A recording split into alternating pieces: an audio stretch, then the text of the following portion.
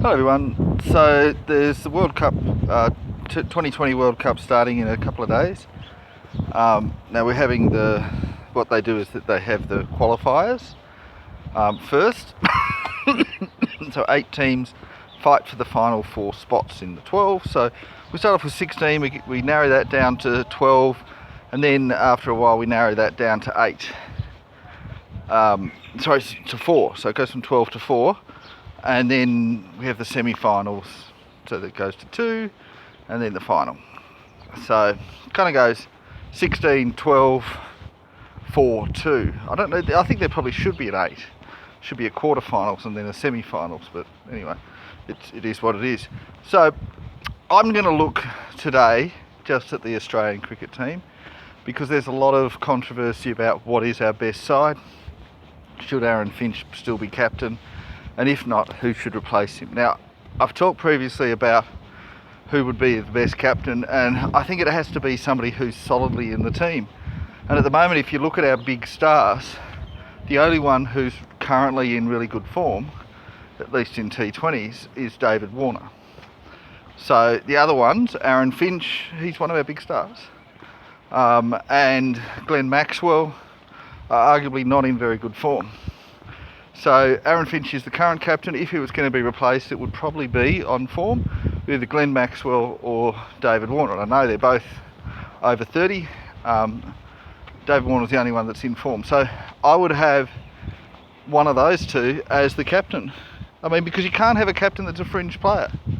I know there's some people saying, well, Steve Smith should be captain. Well, Steve Smith isn't solidly in the team. He's a fringe player in the T20 team. He sometimes makes it, he sometimes doesn't. And you can't have someone that might be taking a legitimate player's place. You can't have them as captain. The only other player you could consider as captain is probably Mitchell Starc, who's a really good T20 player.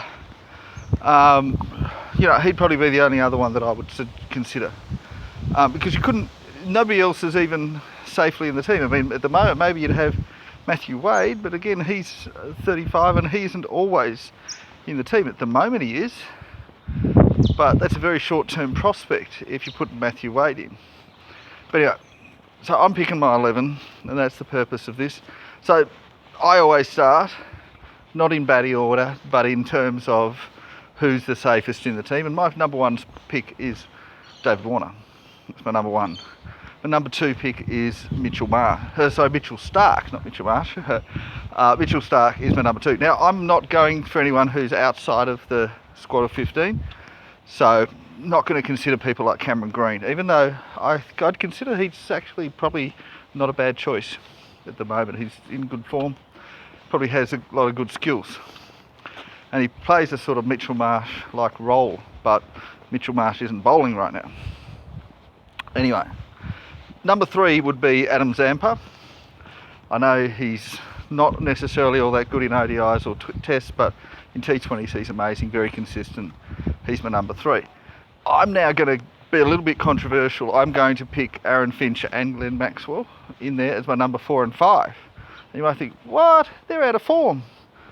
But if you look at their career, they have been so amazing that I'm prepared to take that risk. Because if you want to win the World Cup, you're going to put in a couple of players that have that potential, even if they're not consistently performing. So those two are in there.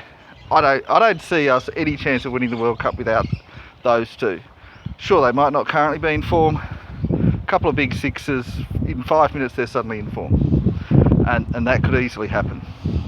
So I'm having them in my 5. Then I'm having Matthew Wade. He's my number 6. He's the wicketkeeper.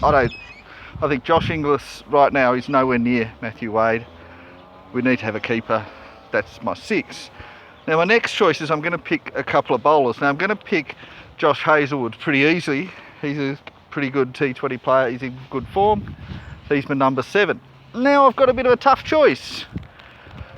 Pat Cummins, even though he's amazing in tests, isn't that good in T20s. And then we have Kane Richardson, who's a bit better, but he can't bat. Then you have Ashton Agar, who can bat, doesn't bowl all that well, but is okay. I'm not sure. If we wanted to have that extra fast bowling option, I would have Kane Richardson. If we wanted to, if we didn't or we're not sure, I'd have Ashton Agar. And I know Ashton Agar hasn't been playing in a lot of the warm-up matches. I'm still putting him in. I'm putting Ashton Agar in there. But if we do need to have that solid fast bowling option, I'm going to go with Kane Richardson. Am I considering Pat Cummins? Not really. It's not that I would not consider him, but at the moment he's just outside of the team. So I'm putting Ashton Agar in there. Whew, a little bit controversial there. So that's my 8. Now I've only got 3 more spots. They're all going to be batsmen. Now I need to have another bowling option of the batsman because I know I'm going to have Glenn Maxwell in there. He can bowl, but can he bowl the full 4 overs? I'd rather have someone else there. And particularly if we're going to go with the 2 spinners with Ashton Agar and Adam Zampa, and then Glenn Maxwell spins. Need a bit of a pacer, so I'm going to go with Marcus Stoinis. I know he's not in enormously good form, but I'm still putting him in there. I would have considered Cameron Green if he was in the squad. Yeah, so I'm having Marcus Stoinis, and I think that makes a good balance for the side. Now we can afford to have 2 proper batsmen. Who are my 2? So I really have 3 choices. Well, 4 if I include Josh Inglis, but I'm not including Josh Inglis because I don't think he's quite there at this stage. So my 3 options, I'm picking 2 out of these 3. It's Tim David, Steve Smith and Mitchell Marsh. Now if Mitchell Marsh was bowling, I might even consider him instead of Marcus Stoinis, but he's not bowling. He's suffering a bit of an injury, unfortunate for him, but that makes him that much worse. Tim David is a guy who was amazing for Singapore. He's really only just recently started playing for Australia. We're not sure we can trust him. And I've checked his stats for Australia. They're a lot worse than they were for Singapore. His strike rate is great, but his average is not. His average goes down to about 26, 28. So still okay, but he's not, he's not averaging 40 like he was for Singapore. But his strike rate's still pretty similar. Can we afford to get somebody who averages 26 but strikes at 150? Potentially we can. It's going to win us some matches, it's going to lose us some matches because you're going to get out too cheaply.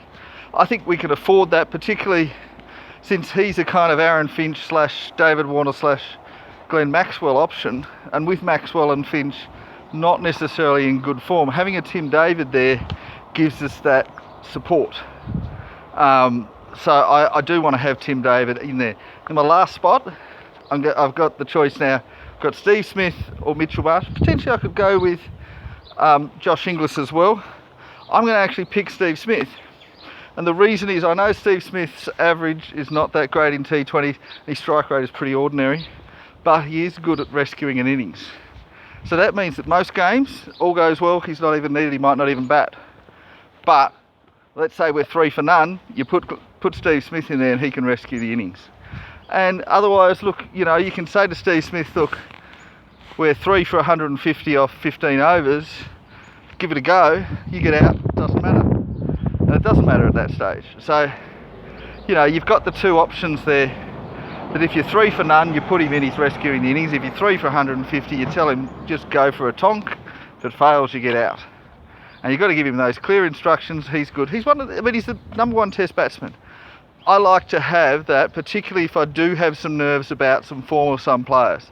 If I'm thinking that Finch and Maxwell at the moment are getting very low scores most of the time, I need to have him there in case that happens. I'm going to have him batting after them. So I'm probably going to put Maxwell in at number 3, and I'll put Steve Smith in at number 4. Because if they're going to fail, I want them to fail early so we can recover. I don't want to have Maxwell in there when we need him to get some runs and he fails. I want to have a Tim David back for that sort of thing. So, yeah, Steve Smith makes sense. Mitchell Marsh doesn't. Not while he's not bowling. If he recovers and he starts bowling again, I'm going to have him in there. I'm having Mitchell Marsh in there also as backup. I think he's a solid backup. And, of course, Josh Inglis is also backup. Pat Cummins is backup. And Kane Richardson. Kane Richardson isn't really backup. I think he's either in there or Ashton Agar is.